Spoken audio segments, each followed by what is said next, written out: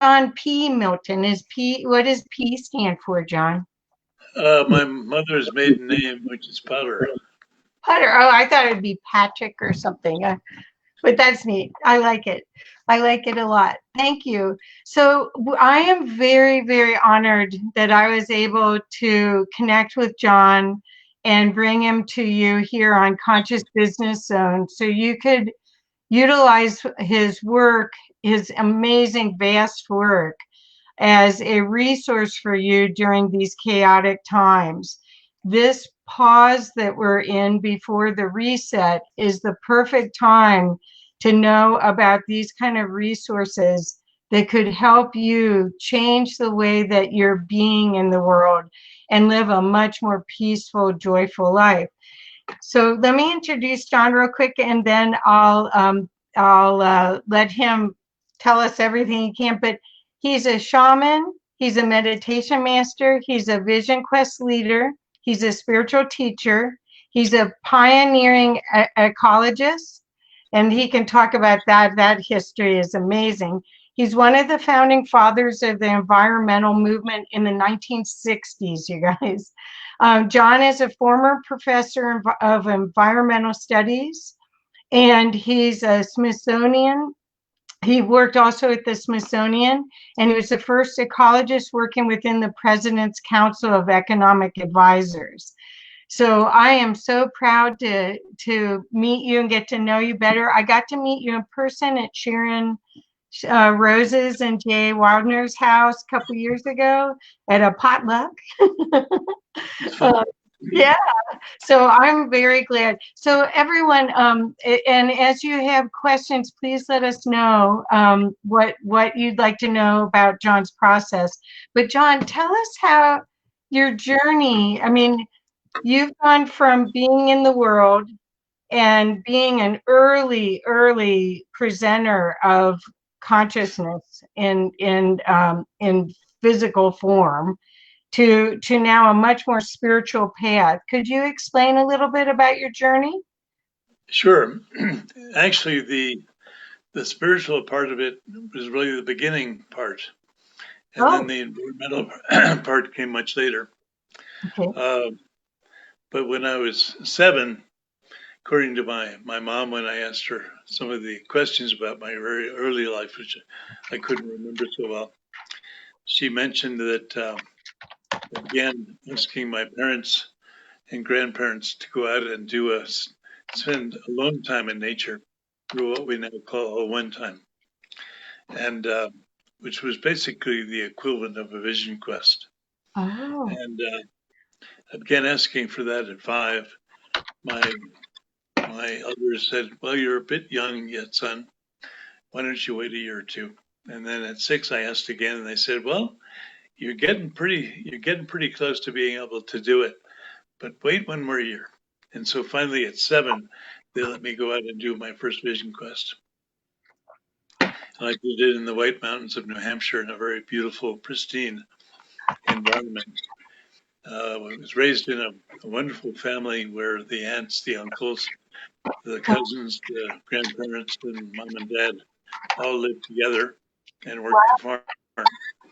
And we had an organic farm where we used no-till agriculture to plant the crops. We didn't plow the ground. We used a dig stick to uh, create a hole in the soil wow. and then put the corn, the bean, and in the hole. The corn would come up, the bean would grow around the stalk of the corn and provide nitrogen to the corn. The corn would provide support for the bean. And then we'd plant some squash nearby, which gave the original 3 sisters the 3 core plants of the Native American tradition. So I was raised in a very organic way. We went out and got berries from the fields and brought back in wild edibles. Carried the water from a spring into the house, and then the whole family worked the farm together as a unit, and kind of a family tribe. So it was a great way to grow up. But even given that background, to go out and take a deep dive alone into the solitude of nature and myself was kind of an unusual request at such an early age of 5, 6, and 7. Right. But fortunately, my folks honored that request and then allowed me to do it. So I took that deep dive very early Wow. into what essentially it was a vision quest, a spontaneous vision quest, probably a more contemporary version of the vision quest. We didn't have the tobacco ties and that kind of thing, for example. Uh-huh. But I went out in a very sacred way. It was my way of honoring this amazing gift of life that I found myself in the midst of. And so that deep dive bonded me very powerfully with all of nature surrounding me there in the White Mountains. Our farm straddled the Maine New Hampshire border, by the way. Oh, okay. I was going to ask. Yeah. And the my upbringing had that kind of nice organic background, so I was really well prepared to do this. And when I came back out, I came back with a sense of being deeply, deeply connected with the rest of life, and it was like an extended family for me, and it's been like that ever since. So So that was the beginning. yeah. So you went from living a very grounded life, let's put it that way, where you were in harmony and peace, to then entering as a educator in a system that was pretty, I don't know how creative you were allowed to be. Was it pretty expansive? Yeah, it was the family was quite wonderful. As I mentioned earlier, when you and I were sharing before we started, my mom's family name was Potter, and my granddad's name was H.B. Potter. So I sometimes joke that I'm the grandson of Harry Potter. What does the H stand for, Harry? No, Harold. We usually called him Bert, HB, Bert. So we didn't use the H part, we used the B part. But nevertheless. Oh, so your journey though, so the ecology journey made total sense from what your exposure was growing up, Yeah. and that you saw the balance, right, in nature. Right. And by the way, we had no electricity or telephone until I was in my mid-teens. Wow. So so I was raised not just pre-digital, but pre-electronic and telephonic. And so to be sharing this way in the midst of this global crisis, using the digital means that we have today, is quite a leap from how I was raised as a kid. It's fantastic, isn't it? It's fantastic. And it's fantastic that that we can start to share at a deep level these gems of wisdom that you have, that's why I'm so excited to have you here, because I feel that you're the real deal. There's a lot of people that talk this talk, but not everybody really embodies it. Thank you. You're welcome. So I'd love to know about on your wayofnature.com site, that when you open it, it goes to the sacredpassage.com, which is in the video right now on the screen. Okay. You have one of the things I wrote down right away was the 12 guiding principles of natural liberation. Could you explain what I sent you a message. Okay, so you guys, I am seeing Jade's here. Jade Rivera said she met you in Crestone in her 20s. Yes. Lilac's here, Olivia's here, Elsie's here. So you guys, if you have questions, please, we have a master present. So if you have questions, please feel free to put them in the chat and I'll be glad to share them. But let's go back to these 12 guiding principles. Would you be so kind to go through those, or is that cumbersome for you? No, I can go through this fairly briefly, and let me explain a bit about how this came about. Okay. After I did was raised in that wonderful family context, and we would go back and forth. We also had a home down in New Jersey, so I was not completely cut off from the outside world, but I was raised with that deep, deep dive into nature, especially in the north.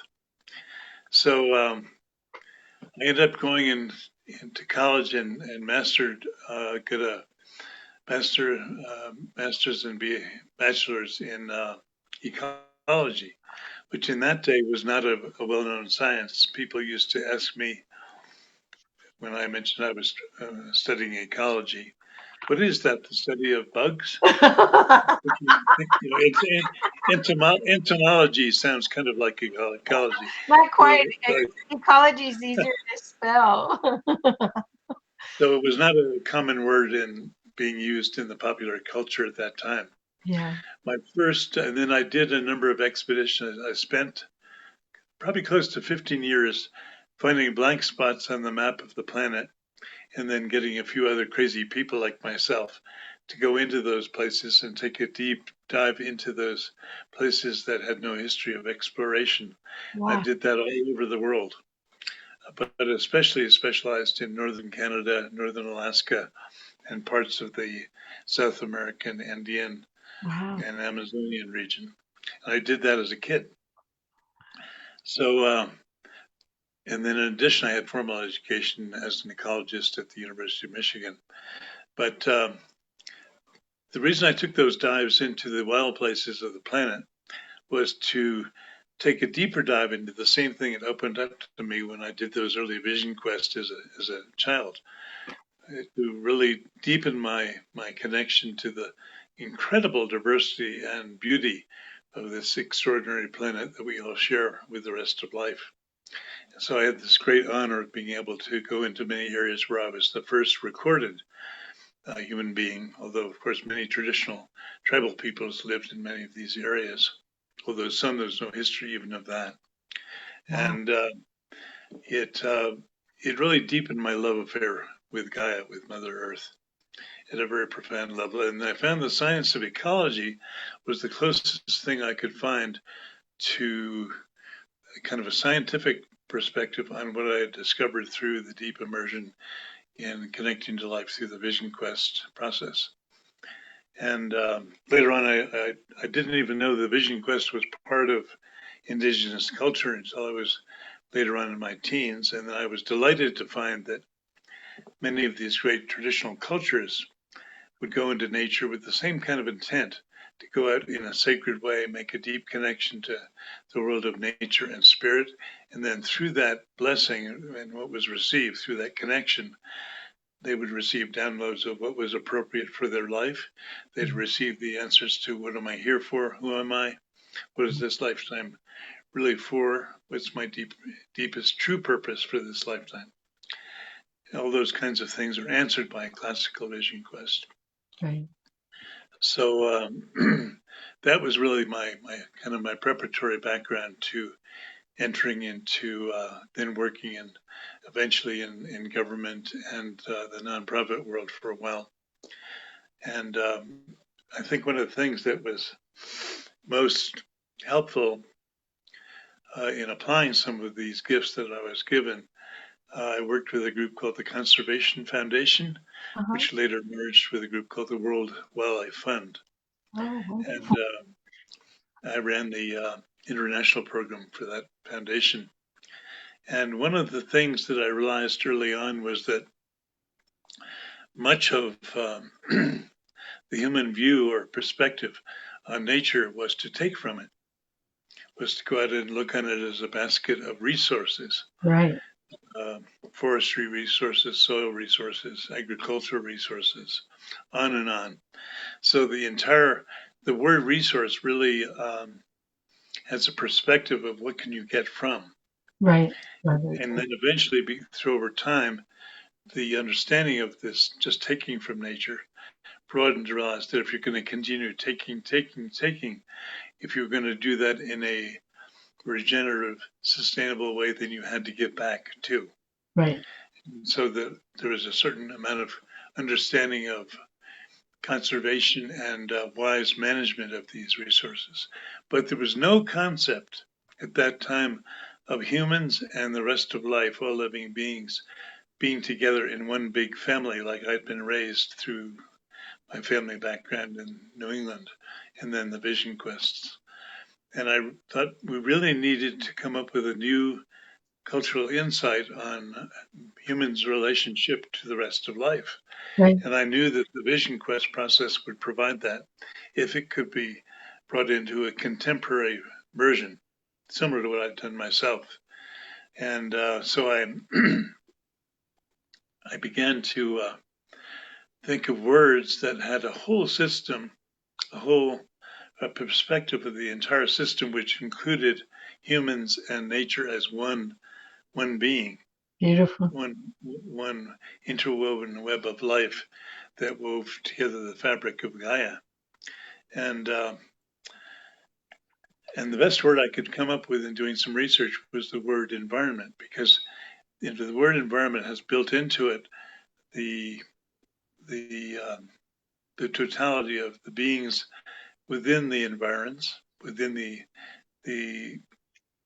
area that's being held by the web of life, and there was no bias towards humans or mosquitoes.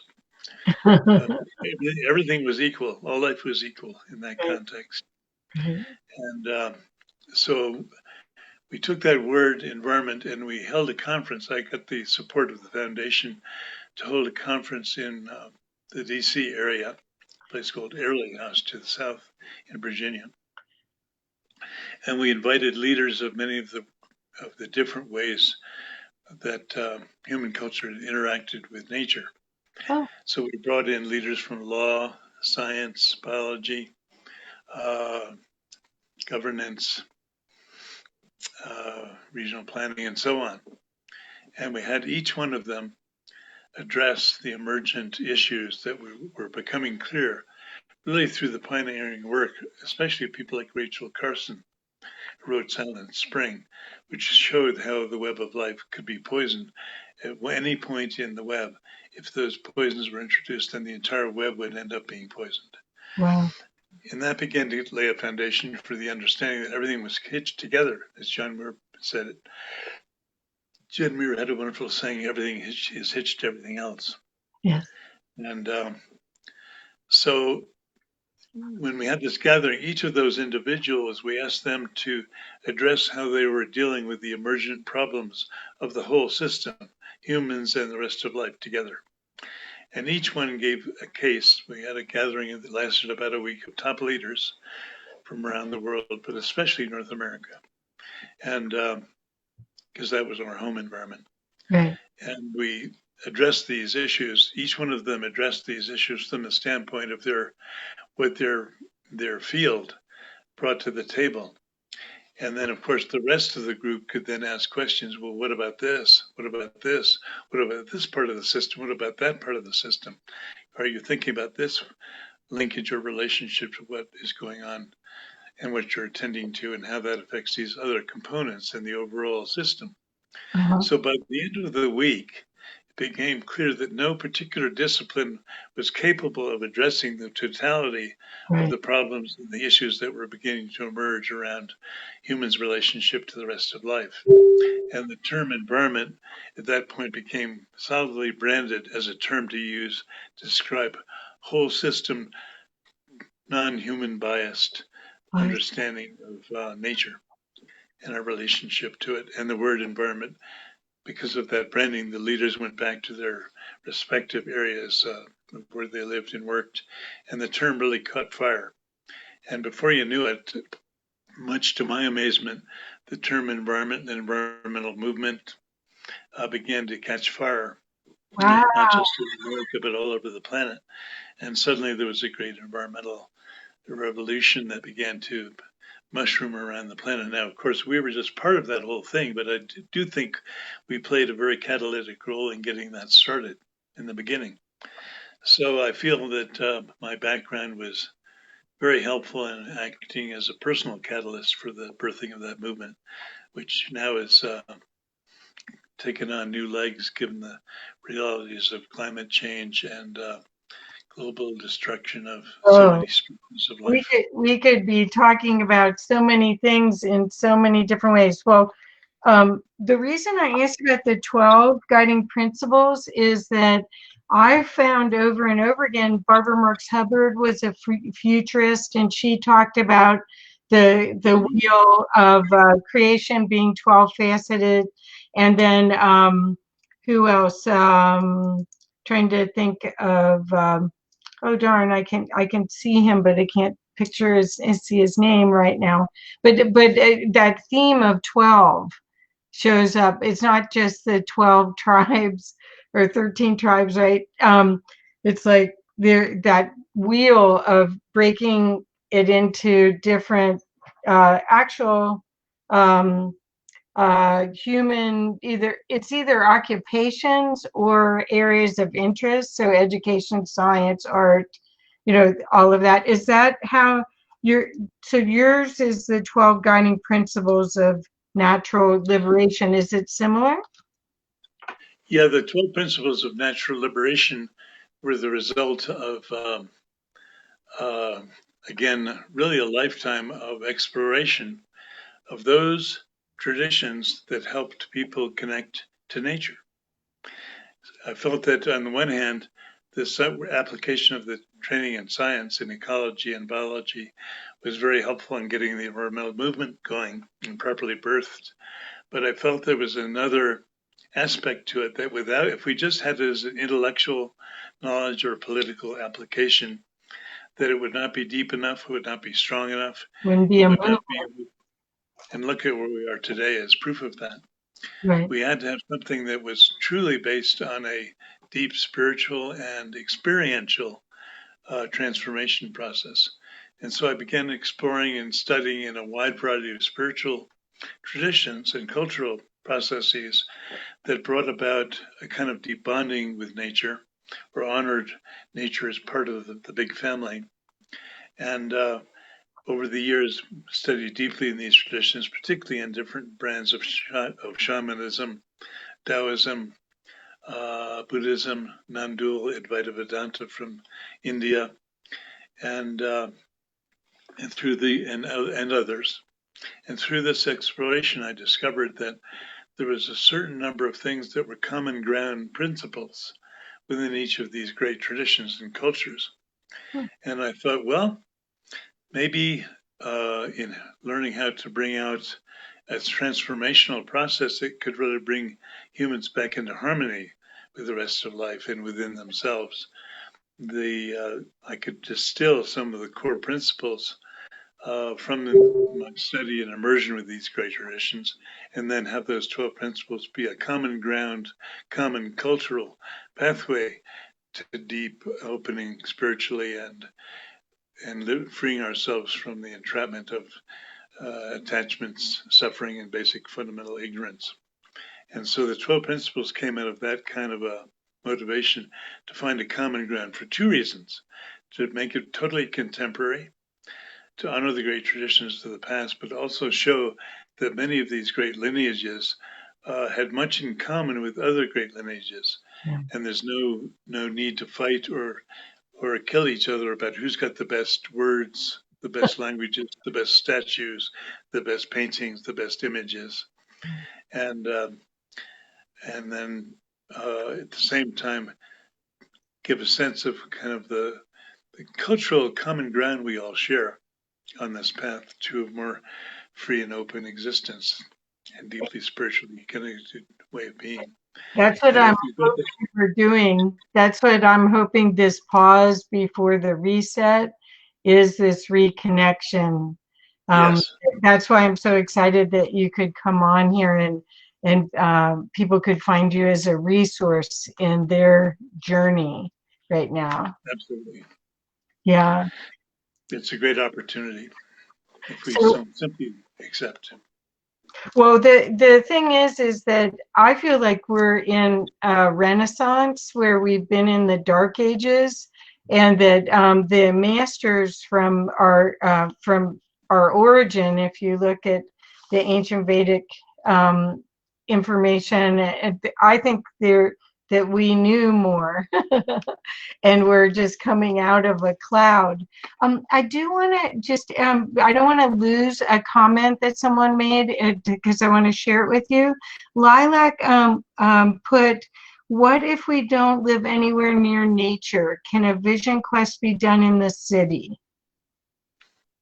I'd say that the 12 common principles, the 12 principles of natural liberation, uh, depend upon what I'll talk about a little bit later, which is the 6 empowerments. That's another companion to the 12 principles that really, when you put the two together, you get a pretty complete system of liberation that's contemporary and up to date with modern times. Okay. And post-cultural. Okay. So to answer the question simply, if you have a connection with a flower, with a tree, if you take off your shoes and put your bare feet on the earth, you are establishing a very simple connection to nature that way, outer nature. Don't forget that this body that we all inhabit is nature closest to us. This is also nature. This is born out of nature.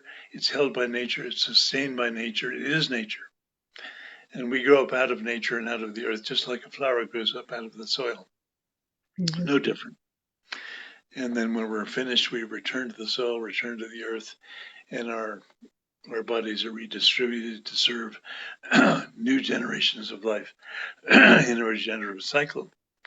So if you can simply go into a backyard and a garden where you have silence and space and solitude, then there's a possibility of doing a very gentle kind of initial version of a vision quest, or we call them, I tried to come up with a new word to honor the ancient Native American term for vision quest, which has very profound meanings for many of the indigenous peoples.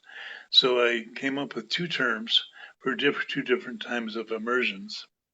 One we call the sacred passage, which is a 12-day process involving really a U shape, where in the beginning of it, the first part of the 3 is receiving training, receiving an exploration pattern to explore inner nature, outer nature, and your true nature, and to begin to give you tools to explore, think about, feel about, and to begin to utilize skillfully to explore the truth of outer nature, inner nature, and true nature. And then with those tools, after you've received those properly, you take the deep dive into the solitude, which we used to call the solo. We now call it the all-one time. When you drop into that depths of the solitude in nature, then you have your best opportunity to start accessing source and the pure creativity that arises from a connection to source. And then the third level is when you come out of that deep base of that deep connection with you might say the base of the U, as it's often talked about these days. You begin to rise up and once again re-engage with the world, but you bring to it the creativity, the insights, the power of what you received in your deep dive through the awareness training in the beginning, then finally the deep, dropping into source, dropping into your true nature, and dropping into the solitude and the spaciousness of your being. And then from all that, you come back out and are usually given gifts from that deep dive, which you can then bring into your life and reincorporate in a way that's much more regenerative and leading to a much more balanced and harmonious kind of life. And it helps you with the love of yourself, your family, your human community, and hopefully broader into the broader nation state you might be part of, or the broader planetary condition of the whole planet. So I want to recognize that Lionel's here, Harlan's here, Kathy's here, and Eve. Eve said, "Hi, John. I've enjoyed many blessings from your land in Crestone. She still speaks to me." And John Betts is here. So I have a question. When you talk about the you, is the bottom, you're talking about a reconnection with who you really are, but is there a dark night of the soul part of that dip, or is it? Yeah. Yeah, there can be. There can be. I'm doing right now I've done a number of 3-year retreats where I've offered a 3-year training process. I began with a 1-year advanced training and then I went into 2 and 3 years now. And the one we're focused on right now is a 3-year retreat where the first year is entirely devoted to the shadow aspect of our being. So important because if we allow the shadows, if we do not address the shadows, embrace the shadows, and honor the shadows in our psyches, then there's no possibility for a true liberation and freedom from the suffering and the ignorance that we are caught up in.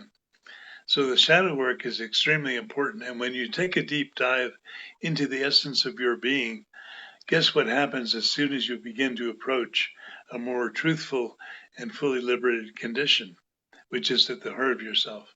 The first thing that begins to happen is all the stuff that stands in the way of that brilliant, liberated essence of yourself from shining continuously are the blockages, are the shadow aspects, are the shadows that we normally run away from or disregard or try to pretend they're not there. Right. So, yes, it will tend to increase the arising of these shadows because you're taking a dive into a place where the shadows are gone.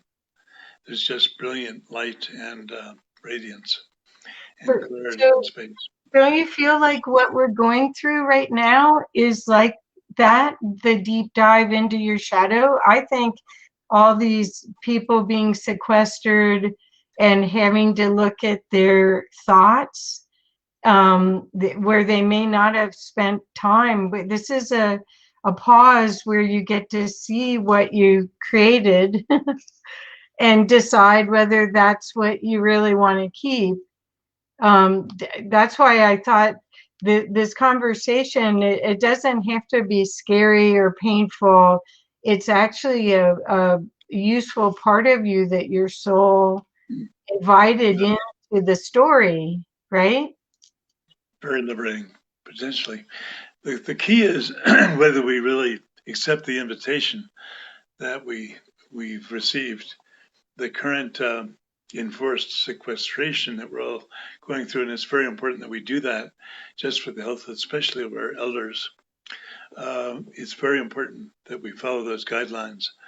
But at the same time, it's also important to see that the fear, the anger, the impatience, the hastiness, the suffering, the worry, the sadness and grief, all of these valid emotions which come up also have a foundation in your in your in your essence that can show you that these are areas where if you get caught in those and get stuck in those patterns, you're actually obscuring a path to a much deeper level of spiritual awakening.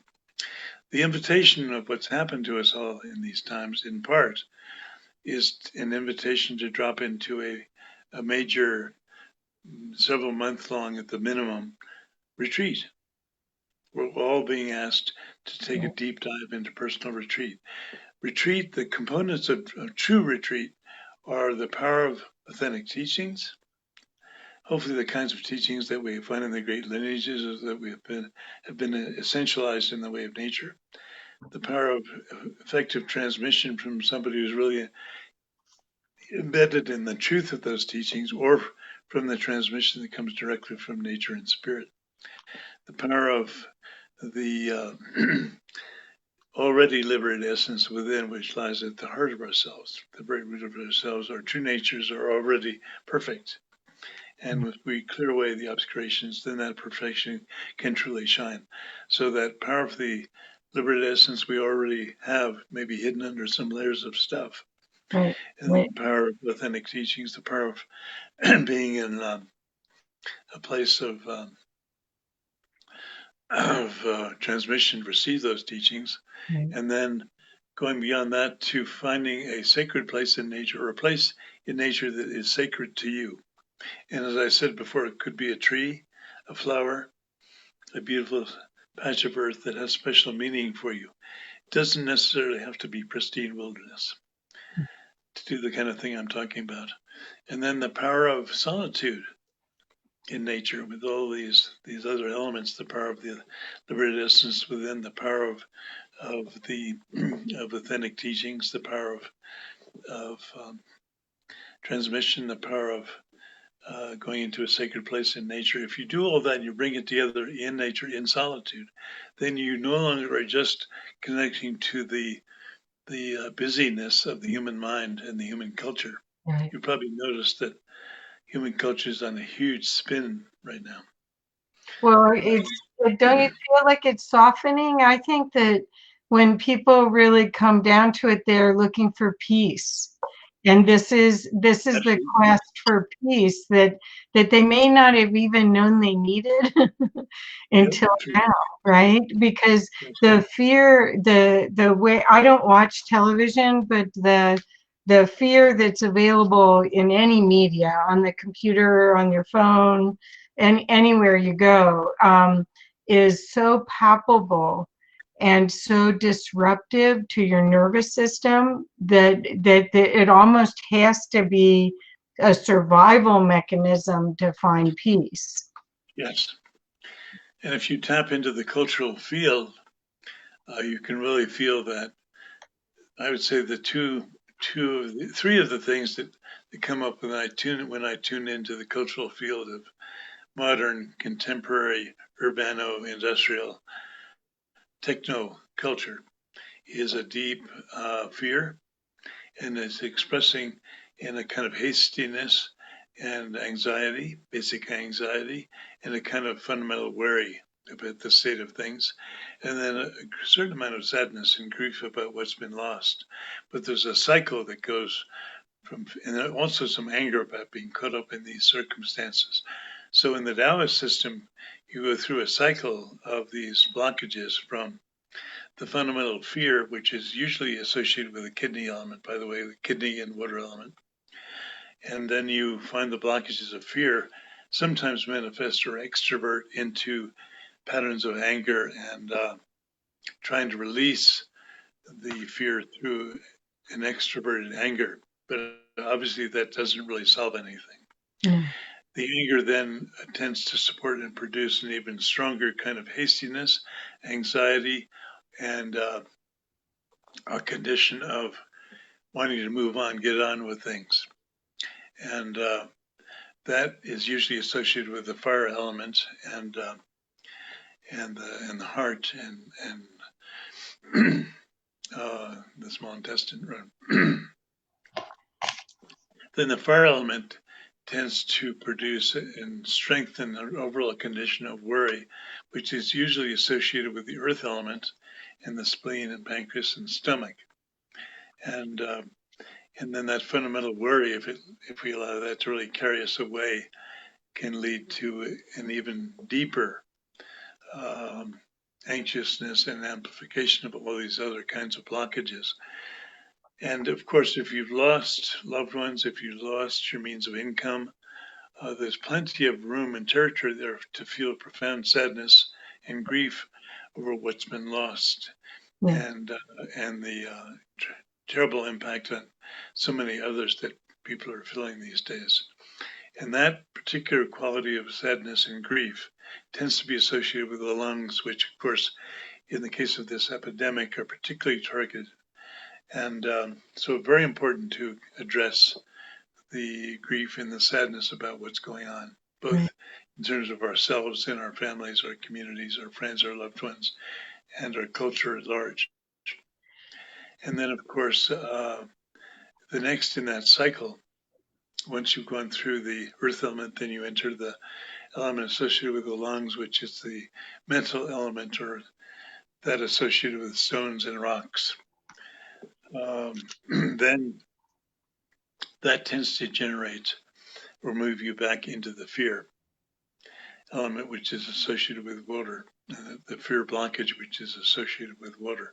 So there's a cycle of these blockages that if you know how to work with them skillfully, you can go right through that cycle from the fear associated with the water element, the anger associated with the wood element, the hastiness, the anxiety associated with the fire element, the worry that's associated with the earth element, and the sadness and grief that's associated with the metal element. You can go through those blockage aspects and transform and transmute them into a much more free and open and joyful state if you know how to do these things. That's part of our training is helping guide people through these kinds of processes, which are very practical, actually work. In the case of these ones, they come out of a deep, deep immersion from China. Right. So, well, that's the other. Well, I want to read this one thing from Elsie, and then I want to talk about your qigong. That you're a star. You're a star on screen. Um, Elsie Ritzenheim put, John's work seems to require courage and a proactive mindset. Sounds good. Leads, as he says, to true creativity. And then she put retreat. Yes. So, so I wanted to talk about qigong because you just talked about Chinese medicine, and I know that I've gotten to see the episode 2. I saw the preview of it. I saw episode 1 of qigong, Quantum Qi is the name of the movie. It's a series of episodes by Sharon Rose. Beautiful. They're fabulous, and you're a star. You are a star. So, so do you want to talk a little bit about your qigong or tai? I don't know what other martial arts you might use. Yeah, I'd be glad to share a little bit. I began studying some of the Asian systems associated with qigong that come out of qigong and taiji, which come out of Taoist practice. And really, in many ways, Taoism is a very ancient, very often very shamanic tradition that comes out of China. It goes back thousands upon thousands of years. So it's deep, deep wisdom around harmony with nature at the level of your nature, at the level of outer nature, and the level of deep true nature. Qigong and Tai Chi address all of those aspects. And part of the goal in in a lot of these Taoist practices is not necessarily, it's not often described as enlightenment, but more coming into a state of full integrated, harmonious being. I see. Coming back into deep, harmonious balance. So the invitation from Qigong and Tai Chi is that. And of course, in a time like we have now, that's a huge offering. Right. And there's so much to learn from both Qigong and Tai Chi. I began studying Tai Chi back in the late 60s, and it's been a core of my practice ever since. I was exposed to a new form of Tai Chi that was said to be an original type of Tai Chi that Chung Sung Fung, one of the founders of the Tai Chi systems, elaborated and deepened, especially in the Wudong Mountains. And this form is especially interesting because it doesn't have so much of a martial application as many of the other Tai Chi forms do, like the Chen, the Yang styles, for example. And in the case of this particular form, its main focus is on clearing away all the blockages and all the meridians and channels of the body, opening the chakras, and bringing one into a state of deep harmony and balance and integration. Mm-hmm. So the function is to lay the foundation for awakening and freedom from suffering, and also good health.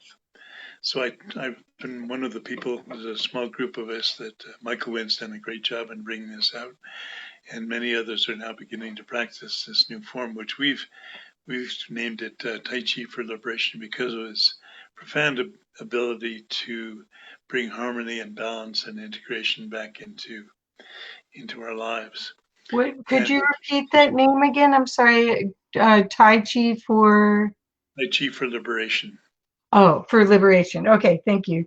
Thank you. Liberation in the sense of freeing up all the blockages, again, that lie in the energy body. And if you combine that with I'm also a great believer in many of the Qigong systems. We've developed a Qigong system within the way of nature that's kind of unique to it. But all of these Qigong systems help bring about the clearing away of certain kinds of blockages, helping to empower and bring more energy into the system of the energy body, and then bringing in a possibility for a state of balance and harmony between the different systems that make up your being. It's important to remember that your body, your being, and your mind and spirit inhabiting this body, this nature, it must come back into a kind of bodily truth and environmental truth that's in a state of balance and harmony to really have a profound effect. So many of these Qigong systems help bring harmony, balance, and integration once the blockages have been cleared away and either excessive energetic phenomena or deficient energetic phenomena are dealt with.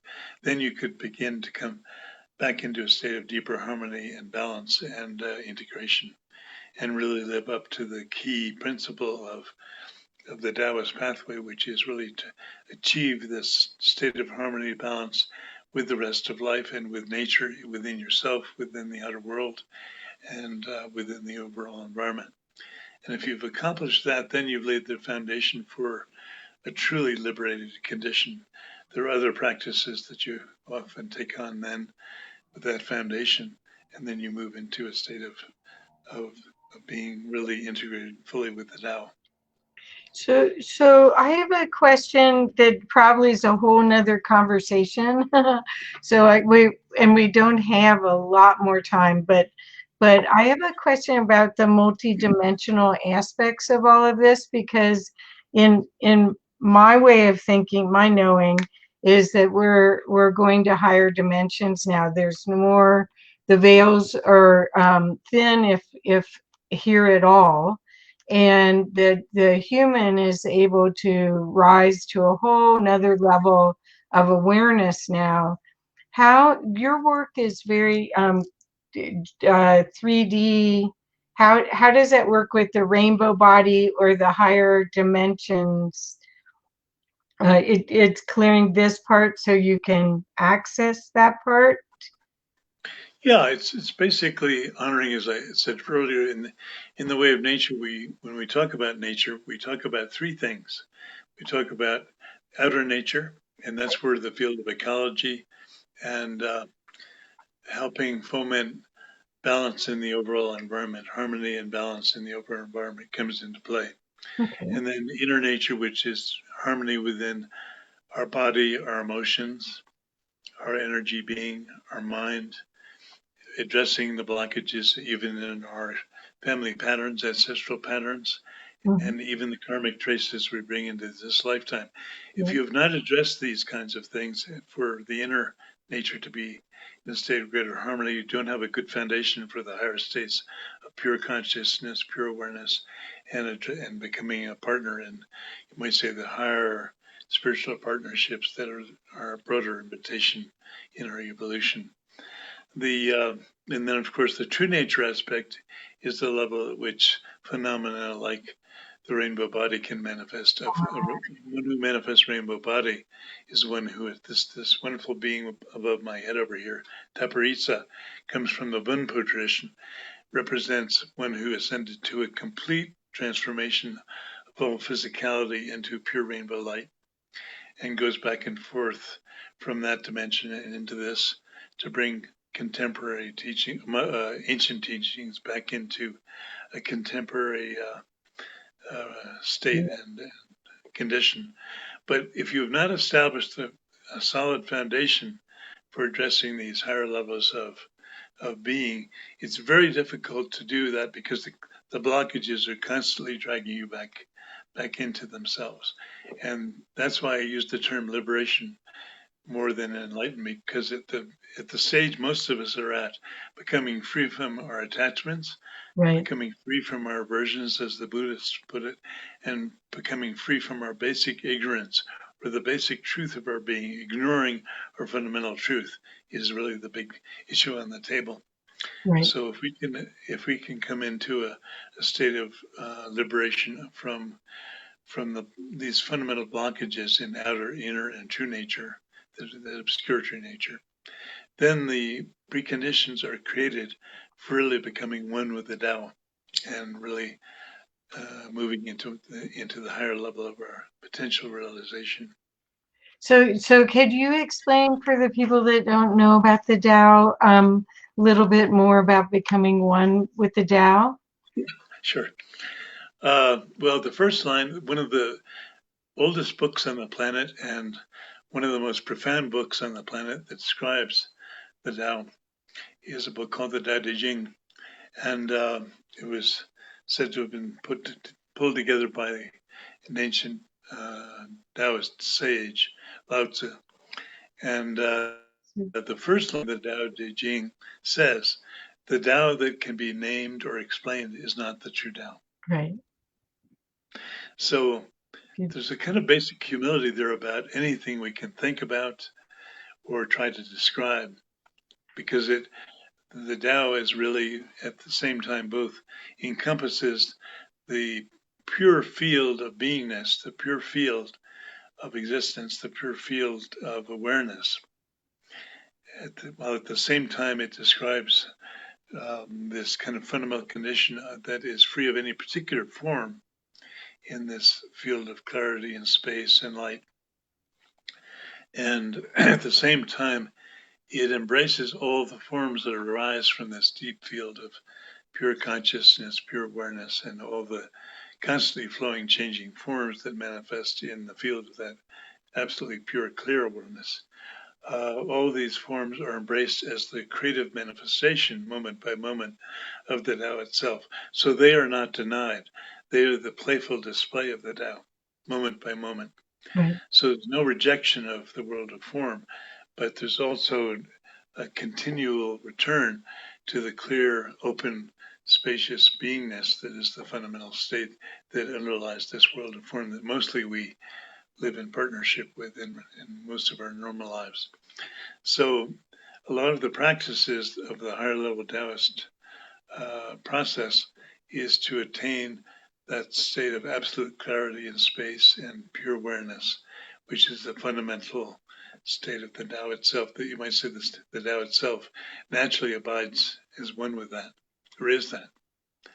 And then all the display of the forms are just this beautiful dance that displays this magical dance that arises and appears and disappears from moment to moment. I came up with a word to describe that aspect recently. I said we move from going from moment to from oment to oment. What does that mean, omen? Well, basically, om is a word that really describes. I'm sorry. Now I get it. So we're moving from the moment to the oment. Oh, I get it. Oh, because and we should be, well, that's part of your whole reintegration into who you really are is by reconnecting to Om, to the earth, and using the gifts, seeing everything as a gift rather than a challenge. I think that's this whole reset is that it's when will we ever in our lives have this pause again? I mean, this is so amazing, this gift, if we see it as a gift. Now, I was speaking to someone yesterday, and they were saying how that, now with what's happening is they're having to shift again. And they a lot of times in their life, they had abrupt, this job just is gone, this business just lands in your lap, this thing, that. So she's very open to, okay, that was just then. And but other people are in a lot of fear about it. And as you said, when you go through, there's a lot of disappointment because the movie or the dream that people had of what they were doing has to change. So, Vicky Helms here, and Lilac says, love that omen. So, hi, Vicky. I'll see you tomorrow. Yeah, great. Vicky is with us. She's an amazing woman. Yes. Well, so that's all I was asking was if there's other things that I know that you're a wonderful resource for people going through these huge shifts, and this is the big work. This is for courageous people. I would say this is not take a little online course and then see how it goes. This is for people that really they know that they have a bigger calling. They've got obstacles in their way to showing up completely in their divinity. And their soul is aching for a path to know itself. And so that's why I was so glad. And also put the gift of possibility with a big heart. So, and Lilac, where can we get his Tai Chi instructions? I'm putting his website up, but John, what is the best way to work with you? Well, I think the best way is to join the Way of Nature Fellowship community, which you can do simply by going to the wavenature.com or sacredpassage.com, which takes you into the main website. Okay. And then we have a series of free teachings that have been taking place through things like podcasts and some video offerings. I'm planning to give a teaching, for example, this Saturday on the Taoist practices around the 5 healing sounds, the 5 healing colors, Okay. and the qigongs that are associated or can be associated with the 5 elements to bring about the clearing away of the obscurations we talked about earlier, the different types of obstacles that tend to be associated with the different elements. So I'll give that teaching as a free offering this coming weekend. Wonderful. Thank you. And the Thank website gives you a pathway into that. But as far as the normal programs, all of those are available through the website as well. And it also gives a channel into some of the old and new books and videos that we've done. We did a recent field book, which I'm really happy about. It took me 4 or 5 years to pull this together. It's a series of leaves, 1-page leaves, which are loosely pulled together in one volume, which contain all the core teachings of the Way of Nature. Wow. The first third, we plan to do 3 volumes.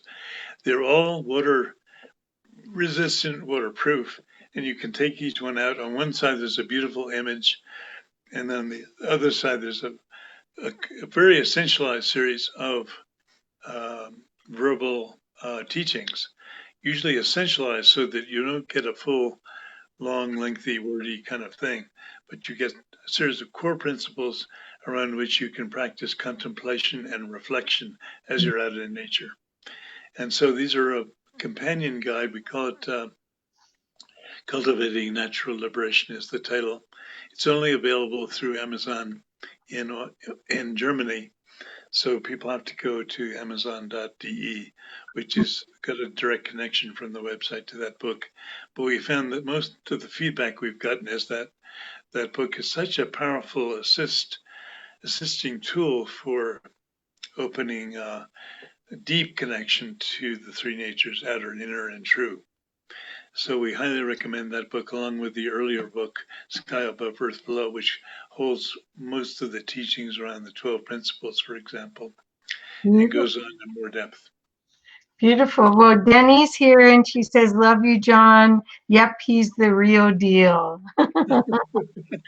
So, yeah. So, well, thank you all. And thank you, John, so much. And I know we'll have to do this again because I have a ton more questions because you are so, your resource as a teacher and a guide is very usable, and I think that there's no ego in it, which is so delightful to experience. Thank you so much for all you do to help us. And you guys, if you're struggling and you see that there are obstacles to you being in joy and love with your life and how you're being in the world, please, please go to sacredpassage.com or thewayofnature.com, which will lead you to the same place. And I think you'll really see that this is possible in your lifetime, and it's not that hard, it's not that scary.